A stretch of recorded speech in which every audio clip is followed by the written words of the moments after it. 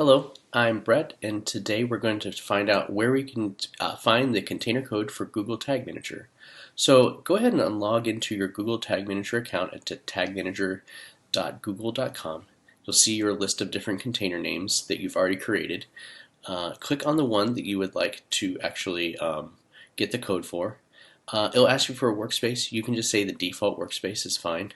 You're not going to be using the workspaces right now, because over in the top you're going to click on admin, and then over in the container information you're going to say install Google Tag Manager. Click there, and here you'll actually see two codes. One of the codes will actually go in the head of your website, and that will go on all the pages that you need Tag Manager on. And the second block of code will actually go over after the opening body tag, and that both really need to be on your site for it to work correctly.